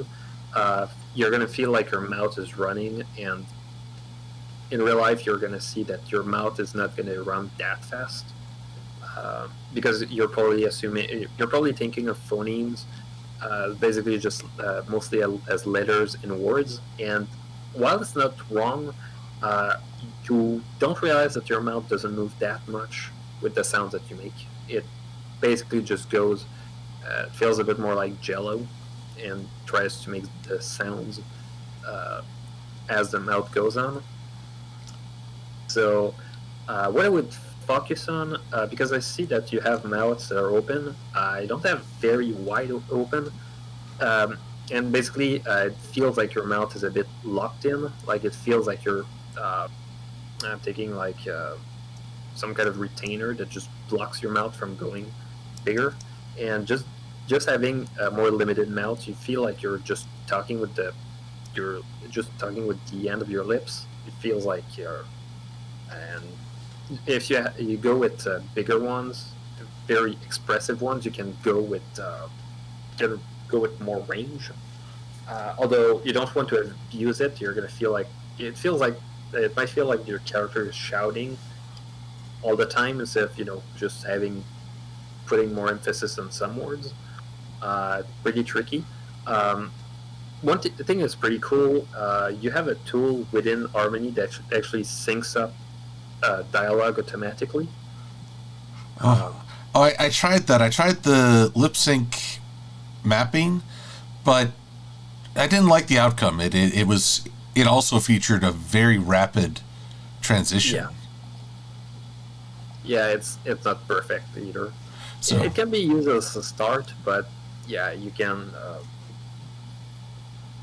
It's one of those tricky things with terms of animation. It's kind of one of the reasons why I don't have. I go with a lot of scenes of characters not talking, And well, part of that is also that I have in some productions I might want to get started with animation before the voice acting is started, and sometimes I just have those scenes with nothing being told, and but yeah, it's a pretty tricky thing. One of the things I really recommend is not to go with too many mouth flaps at once, and sometimes you're just gonna go with you're just gonna smudge some vowels together when you're gonna get the lip sync.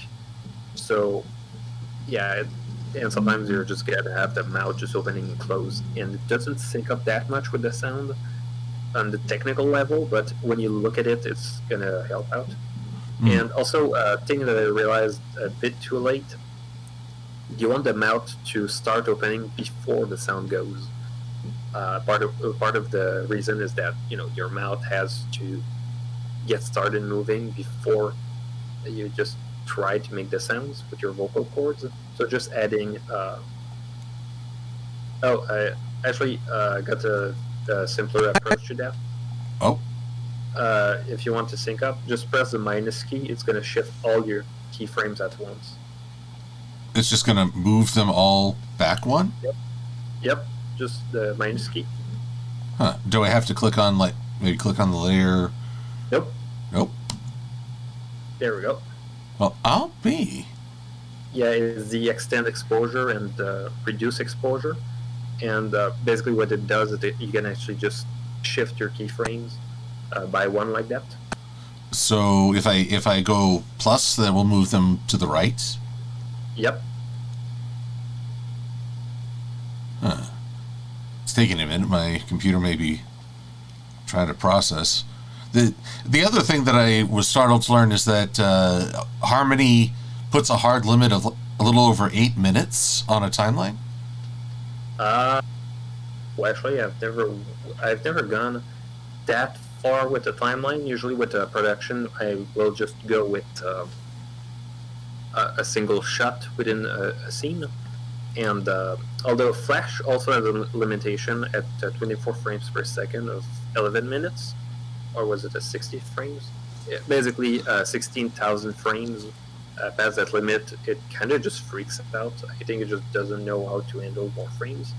So, in productions, because first when I heard of a movie fully made in Flash, I was freaking out. I was thinking, how the hell did they manage to get that? And as it turns out, they just went with, they basically just did one shot in Flash as a separate file, and it worked better. It might take more space in terms of files, but if you, for example, you have a shot that corrupts, you don't corrupt the whole thing at once, because you'd lose your mind if you realize that all the project was just corrupted, because unfortunately Flash is very finicky. So. All right. Now, you mentioned 29.97 frames ain't good. Is 24 better for animation? Basically, animation is done at 24. They go with 23.976. It's basically just 24 multiplied by 1,000 divided by 1,001. And the reason for that is that the ratio of 1,000 divided by 1,001 is just it's really stupid, but they realized at some point where when they started to do color television that the audio signal might interfere with the video signal. So just by having that little offset between basically just offsetting that little, you only lose like a frame every 10 seconds. Actually, not even 10 seconds. Basically one every minute. So you wouldn't really lose that much at that kind of a ratio. But just changing it a bit like that, just remove all the interference between the color and the sound, because back in the days when they introduced NTSC, basically the NTSC is the standard that they had to basically just add color to a black and white signal, because the reasoning that they had was we want to have color TV and still be able to use the same signal for black and white TVs and vice versa. So they had to create a thing to add color to the signal as a bonus. So that's the reason why you go with 29.97. you basically try to get something that works at 60 hertz with that'll change. So, and you have that with 24 as well, because animation, the main reason why they go with 24 is that back in the days when they were animating with on film, you had the exposures on film that ran at 24. And when they started moving that to television, they realized that they still had to use television, they still had to use film equipment to make to make the animation, and then they could use a telecine to just scan that film to a television. So the animators just stuck to 24. So MLP is done at 24. You have, well, actually G4 and G5 are done at 24, even G1. So, and of course you have things like you're doing an animation at 2s, which is basically just going with just doubling the frames, and is more of a cost-cutting measure. But yeah, basically it goes at 24, and I think the reasoning to go with 24 with doing fan work as well is that if, for example, you have clips from the show, and you want the clip from the show to play without having stupid interpolation on the frames, you don't have to worry too much about that if you do it at 24. And of course, since at 24 you have less frames to worry when it comes to rendering, and technically since it's run at 24, you have slightly lighter file, so you can increase a bit the bitrate. Well, actually, you can keep the same bitrate and improve a bit the video quality. So, well, that means I need to change up my workflow. I got my start doing broadcast television editing, and so it's always been 29.97 as my go-to. But if the internet has essentially removed that concern, and I'm not doing broadcast anymore, well, I need to shift to 24 frames all the way. Yeah, one of the challenges with 24 is that since you go with 24 and the monitor is mostly most of the time 60 hertz, although it's getting better. For example, phones are getting with, for example, mine is running a 90 hertz display. Some go with 120, and some go even farther. But fitting 24 frames per second on the 60 hertz display is kind of a nightmare. What you're going to have is that some frames play. You're going to go with 3-2 pull down. First frame is going to be played for 3 frames, and the second one for 2, and it repeats. And basically, the idea that you have those frames playing, but they play for an uneven amount of time. You might have some weird pacing with some shots, for example, with if you have a shot of something just moving very smoothly, it might look a bit stuttery. So, but with newer monitors, if you go with 24 and you go with 120 hertz, it will go with an even pacing, so you don't have to worry too much about that. So, yeah. Also, I am learning so much tonight, an incredible amount. It's also helpful, for example, if you have, because there's a lot, now that we have a digital television, you can have a lot of TV productions that just run at 24. You just shoot with movie cameras, or even TV cameras set at 24. So you still get that little cinematic feel with just with the reduced frame rate. You don't get that annoying soap opera effect. So really, it feels a lot better. So. I know that effect you're talking of. Even though soap operas were never really my thing, I know that weird feel when you watch them. It really feels like you're really just watching a video rather than an actual film. And I don't know, it's just the fact that it's supposed to be dramatic, but it's presented with the same frame rate as a news broadcast just feels wrong. So... let's see here. Thomas Revor is saying, I may be undoing it. He says, I hope you don't get into the frame rate and resolution difference between NTSC and PAL. Oh. I just jinxed it. Yeah, it's actually funny. Basically, one of the problems that we have is that PAL runs at 50 hertz because they have to sync up with the the electric signal, because the old televisions didn't really have very good electronics, so they synced up with the electric signal. And in Europe, they had 50 hertz. So one of the problems is that for video, they had their own productions, and if they had anything that they had to import, they would just use conversion. But if they had video game consoles that plugged in TV, you had to figure out a way to get 50 hertz. And they found a very simple way to get to 50 hertz. They just slowed down the console. So Wow. if you have any European friend who played some games and they felt like it just didn't feel right, it's probably just because they played. And you had some games, for example, Ocarina of Time, which just runs at 20 frames per second. On a good day, it gets slowed down to about 17, which is horrible. So, yeah, it's one of the reasons why you don't see a lot of PAL versions of games being speedrun, because those games are going to play slower. Oh my gosh. Yep. Oh. And there's a lot of players who are just going to import the NTSC version. So. Well, I definitely jinxed it. But we're coming up on the top of the hour, and Minty, you've been so generous and patient with your time. So I don't want to take away more of it. But I do want to cover any events coming up, any projects you want to promote, let people know are coming down the pipe. We've already seen the foundations of some of your incredible animations.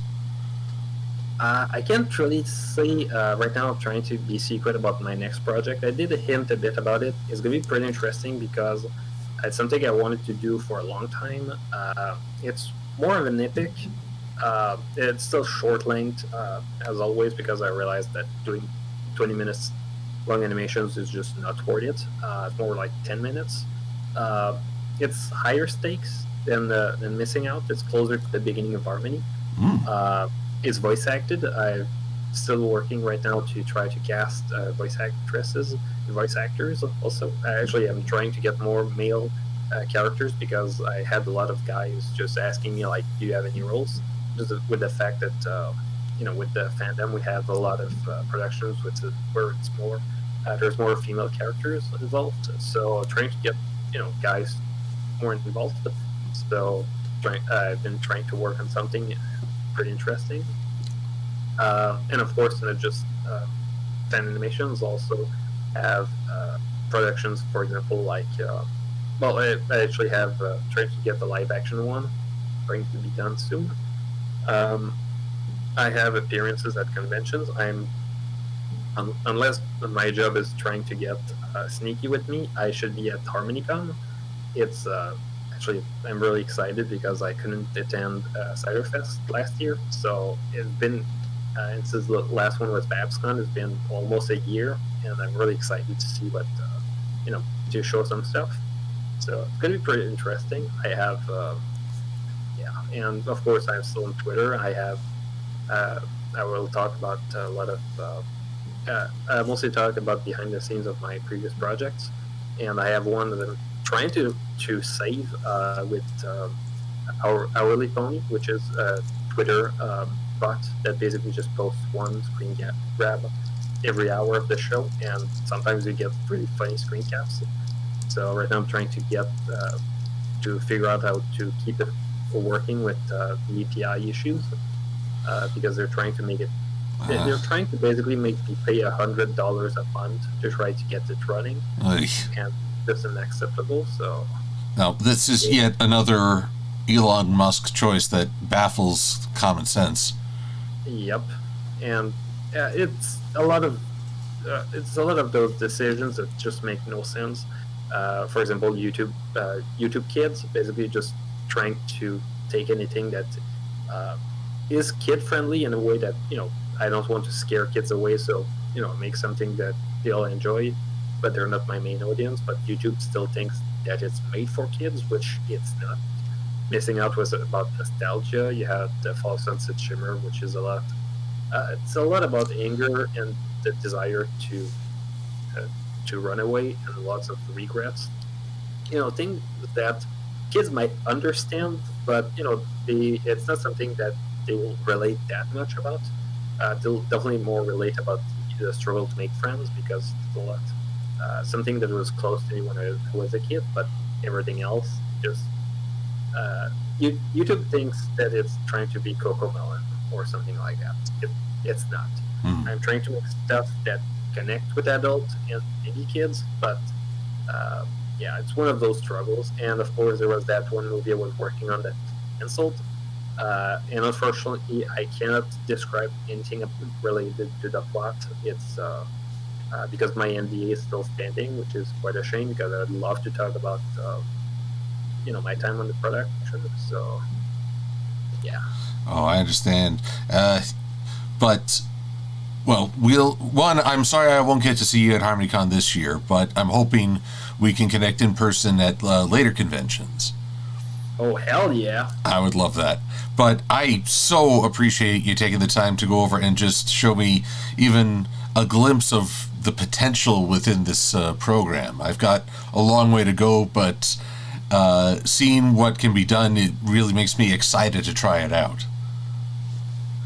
So I'm very, very grateful for that. And with your new job, new goals upcoming, do know that you have a big cheering section, a portion of which is represented by this chat and the stream.